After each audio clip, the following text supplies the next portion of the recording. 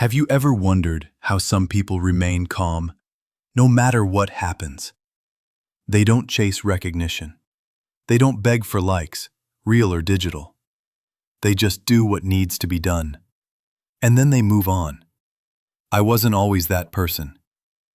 There was a time when every compliment made my day and every criticism quietly ruined it.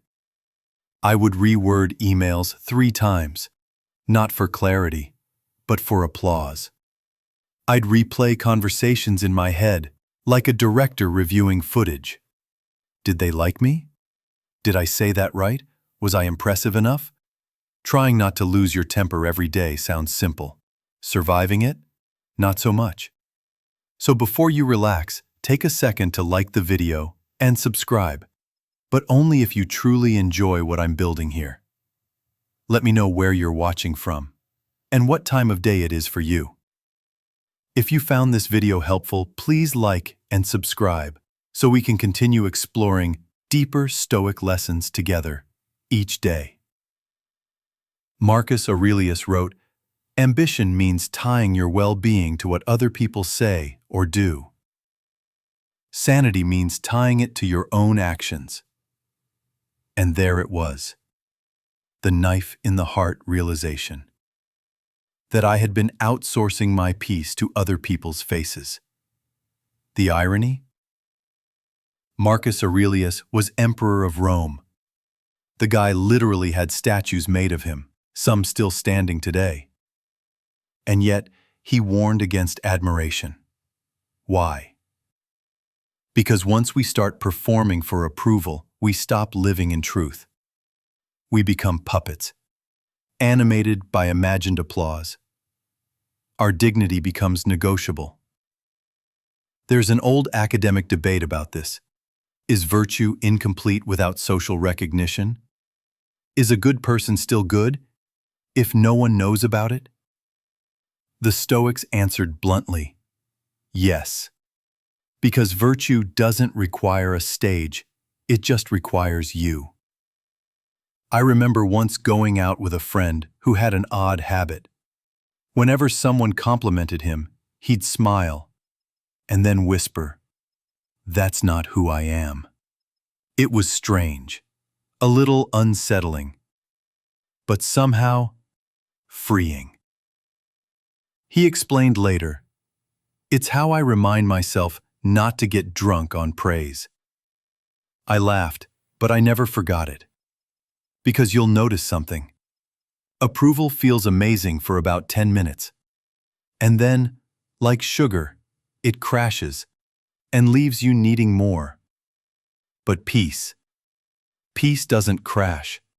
It just deepens. There's a moment I still think about. I was at a family gathering, and someone made a passing joke about my career. Nothing cruel, just one of those thinly disguised jabs, softened with a smile. I laughed along, but inside, something tensed. I started noticing how often we do this. How many of us tailor our personalities, like we're editing a profile page, adding filters, deleting parts we're scared won't be liked. And the audience? Usually not even paying attention. Epictetus once gave a bizarre example. He said if someone insults you by calling you a donkey, it only matters if you forget you're not one. Absurd? Sure. But also, weirdly accurate. We forget ourselves, and then spend years trying to earn back an identity we were never meant to lose. One Stoic practitioner I met had a habit I'll never forget. Whenever someone praised her, she'd pause, take a breath, and respond with, "I'll try to live up to that."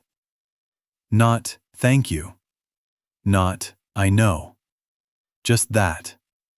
An acknowledgement that character isn't fixed by compliments. It's earned every day. It made me wonder, can someone fully let go of public opinion? Even the most practiced philosophers wrestled with it. Even Marcus admitted, "We all love ourselves more than others, but care more about their opinions than our own." That sentence still lingers in my mind, because it reveals the contradiction that drives so much quiet suffering. We want freedom, but we beg for permission to be ourselves. I realized I was never chasing approval for the joy of it. I was chasing it to avoid rejection. But what if rejection is survivable? What if it's just the cost of showing up whole? I started doing this small thing, just once a week at first. I'd post something online or say something in conversation that I knew wouldn't please everyone. Nothing rude, nothing reckless, just honest. It felt like jumping into cold water. My brain would immediately scan for reactions. Did they approve? Did they nod? Did I get the comment, the like, the subtle lift of the eyebrow that says, "Yes, you're good"? Sometimes I got silence, and slowly, I learned something strange about silence. It doesn't hurt. It just sits there, waiting for you to either panic or stay still. Marcus Aurelius said, "It never ceases to amaze me. We all love ourselves more than other people, but care more about their opinion than our own." He repeated this theme more than once in meditations. That means he was still working on it too. Even emperors had to remind themselves, your worth isn't a vote. It isn't an echo. It isn't a number or a nod. It's a stillness you learn to return to. There's a philosophical debate. That's the soul, bare and upright. Now I still struggle. Sometimes I bite my tongue just to stay likable. Sometimes I craft my words more carefully than my thoughts require. But now I catch it. I see the moment I bend. And I breathe. There's a Stoic trick a friend shared. He keeps a small pebble in his shoe, not enough to hurt, just enough to remind him that comfort is not the same as clarity. Approval feels nice, but it's not the path. The path is yours. Quiet, simple, steady. And it doesn't need applause to be walked. You don't need to perform for peace.